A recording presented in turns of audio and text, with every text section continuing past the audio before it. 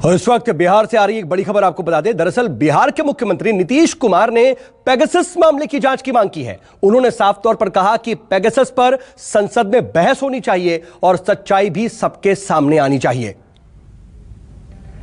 बिल्कुल होना चाहिए। टेलीफोन टैपिंग की बात इतने दिनों से आ रही है तो इस पर जरूर बात हो जानी चाहिए, चर्चा हो जानी चाहिए। इसमें तो पहले ही दिन पूछे हैं। तो आजकल तो जानते नहीं है ये सब चीज, तो कई तरह से कौन कर लेगा।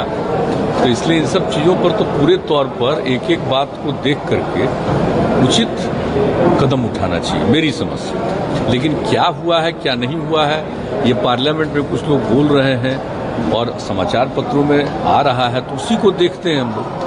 लेकिन जो कुछ भी है उसके पूरे तौर पर जांच करके या आखिर किसी को किस तरह से फोन को लोग अपने ढंग से सुन रहे हैं या कुछ भी कर रहे हैं, उस पर कब्जा कर रहे हैं, क्या कर रहे हैं, ये तो पूरी बात आनी चाहिए। जब इतने दिनों से लगातार लोग बोल रहे हैं तो उसके बारे में निश्चित रूप से इस पर मेरी समझ से जांच कर लेना चाहिए। तो साफ तौर पर नीतीश कुमार कह रहे हैं कि इस पर जांच कर लेनी चाहिए, सच्चाई सामने आनी चाहिए। नीतीश कुमार के बयान पर इसके बाद आरजेडी की भी प्रतिक्रिया सामने आई है और आरजेडी सांसद मनोज झा ने कहा है कि नीतीश कुमार अपनी बात पर टिके रहें।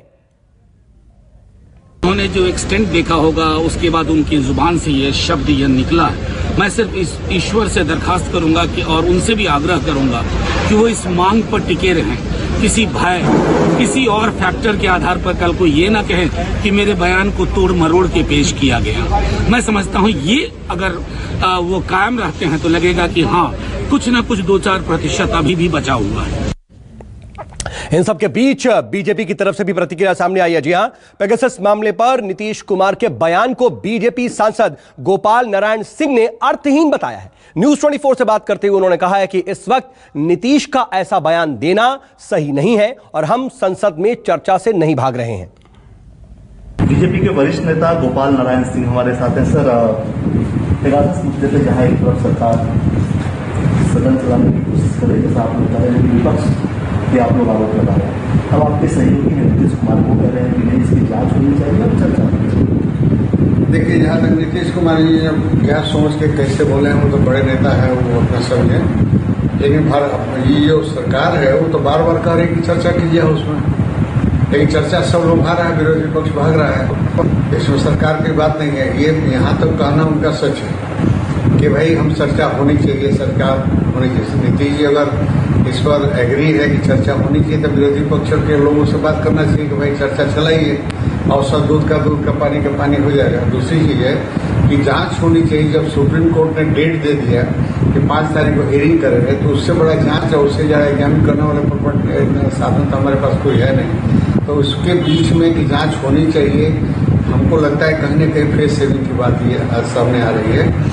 और जब सरकार बार बार कह रही है कि आप डिस्कशन कीजिए, चर्चा कीजिए, फैक्ट्स रखिए, लेकिन उनके पास कोई मुद्दा नहीं, सिर्फ हल्ला करना उनका मुद्दा है।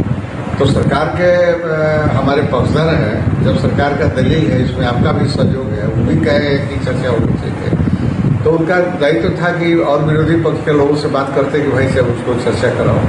एग्जामिन के बाद जब सुप्रीम कोर्ट ने ऑलरेडी अपने केस संज्ञान में ले लिया है और उसके बीच में ये आपको एग्जामिन करने के कोई प्रश्न कहाँ होता है। उनके मंत्री भी आपकी सरकार में यानी एनडीए में हैं और वो ये कह रहे हैं कि लंबे समय से ये बात आ रही है, तो इस पे क्योंकि फोन टैपिंग एक गंभीर अपराध है, कई लोगों को परेशान किया था, तो उस पर साफ क्लैरिटी आनी ही चाहिए। भाई हम भी पक्ष में हैं, सरकार भी पक्ष में है, लेकिन विपक्ष कोई मुद्दा दे, कोई फैक्ट्स दे, कोई सच्चाई दे, कोई उसमें प्रमाण दे, तब ना उस पर चर्चा होगी। तो विधानसभा पार्लियामेंट में जब चर्चा होगी तो उसी समय ना सच्चाई रखी जाएगी। लेकिन उनके पास सच्चाई अभी तक जितने मीडिया में आप लोग देख रहे हैं, कोई सच्चाई उनके तरफ से आया है, कोई फैक्ट्स दिया गया है, ये फैक्ट्स हुआ है। खाली कपोल करती ढंग से और कल्पना के आधार पर किसी को हल्ला करना, हंगामा करना, देश का पैसा पार्लियामेंट बर्बाद हो रहा है, करोड़ों रुपया, उसको बर्बाद करना ही कोई तुक नहीं। सर, एक आखिरी सवाल का, ऐसा तो नहीं लग रहा, क्योंकि जिस तरह का बयान है, ऐसा तो नहीं लग रहा कि नीतीश कुमार अब विपक्ष की भाषा बोल रहे हैं? नहीं, ऐसी बात नहीं है, क्योंकि उन्होंने चर्चा की भी बात की है